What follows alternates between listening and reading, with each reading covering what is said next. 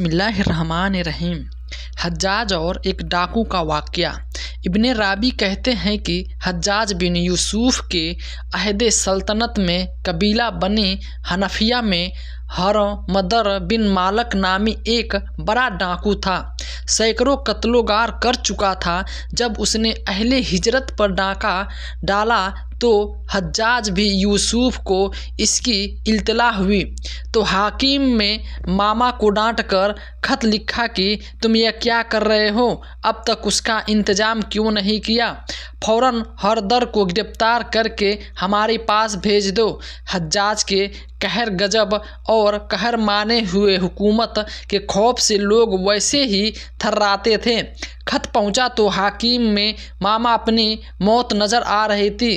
कबीला बने मुर्दिनी हंजला के होशियार और बहादुर लोगों को बुलाकर उनके लिए एक बड़ा ईमान मुकर्रर किया कि वो हलदर को कत्ल कर दें या कैद करके ले आएं। ये लोग उसकी तलाश में निकले। जब उसके मुख्तर कर्ल के करीब हुए तो उनमें एक आदमी को यह पैगाम देकर भेजा कि हम लोग भी तुम्हारी जमात में शरीक होकर रहना चाहते हैं। हरदर को उन पर एतमाद हो गया और साथ रहने की इजाज़त दे दी। ये सब लोग घर दर के साथ रहने लगे, यहाँ तक कि एक रोज़ मौका पाकर उसको बांध लिया और हाकिम मामा के पास पहुंचा दिया। हाकिम मामा ने उन्हीं लोगों के साथ हज्जाज के पास रवाना कर दिए। उन लोगों की मसाई बदलेगा का हाल हज्जाज को लिख भेजा।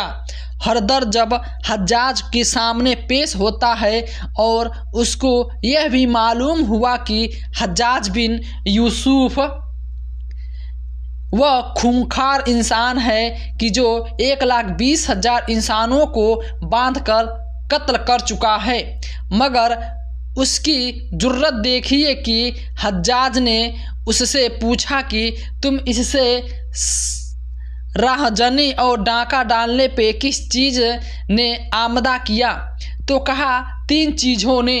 एक, अपने दिल की जुर्रत सजाए, दूसरी बादशाह का जुल्म, तीसरे ज़माने की बात। इस हज्जाज ने कहा तुमसे वो क्या बात सरद हुई है जिसकी वजह से तेरी जुर्रत बढ़ी और सुल्तान से बड़ा पर जुल्म किया और ज़माने के हवाले तुम पर टूट पड़े। हरजर ने कहा अमीर, मुझे आजमाइए तो मुझे बेहतरीन सियासी सहवार और अपने राज्य में सबसे ज़्यादा खैरवाह पाएंगे, और इसलिए कि जब कभी किसी से मेरा मुकाबला हुआ है तो मैंने अपने आप को इस पर गालिब पाया है। हजारे ने कहा अच्छा, हम तुम्हें आजमाते हैं, और आजमाइश ये है कि तुम्हें एक मैदान में छोड़ते हैं जिसमें एक शेर होगा। अगर उसने तुझे कत्ल कर दिया तो हम तेरे कत्ल की फिक्र से बचें, और अगर तूने उसे कत्ल कर दिया तो हम तुझे आज़ाद कर देंगे। हरदर ने निहायत खुशी से इसको कबूल किया और कहने लगा ये तो मेरी आरजू है, ज़रूर ऐसा कीजिए। हज्जाज ने कहा सिर्फ यही नहीं कि शहर के मुकाबले में तुझे आज़ाद छोड़ दें, बल्कि सूरत ये होगी कि तेरे पाँव में भारी भारी बेड़ियाँ होगी और दाहिना हाथ गर्दन में बांध दिया जाएगा, सिर्फ बायां हाथ खुला रहेगा, इसमें तलवार दी जाएगी। हलदर ने इसको भी कबूल किया। हज्जाज ने शेर के जाने तक को जेल खाने में कैद कर दिया और अपने मातहत हाकिम को हुक्म दिया कि एक शेर कहीं से गिरफ्तार करके लाया जाए। हुक्म के फौरन फौरन एक बब्बर शेर मुहैया कर दिया। जब शेर आया तो उसको एक मासूम मैदान में छोड़ दिया और 3 दिन तक उसको भूखा रखा गया। इसके बाद हरदर के पांव बेड़ियों में और दाहिना हाथ गर्दन में बांध कर लाया गया। बाएं हाथ में तलवार देकर शेर के सामने छोड़ दिया गया। हर तरफ उसको देखकर एक रजिया तराना पढ़ने लगा। जब शेर ने इसको देखा तो निहायत जोर से थर्रा और अंगड़ाइयाँ लेकर हरदर की तरफ बढ़ा। जब शेर बिल्कुल करीब आ पहुंचा और एक नेजे का फासला रहा गया तो हरदर ने जोर से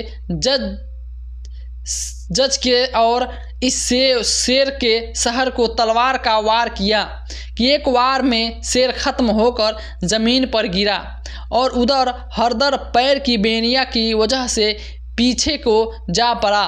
हज्जाज और उसके अनुमान एक दरीचे से यह तमाशा देख रहे थे। सबने नारे तकबीर बुलंद किया। उधर हरदर उठा और हज्जाज से खिताब करके फिर बढ़िया और अशआर पढ़ा।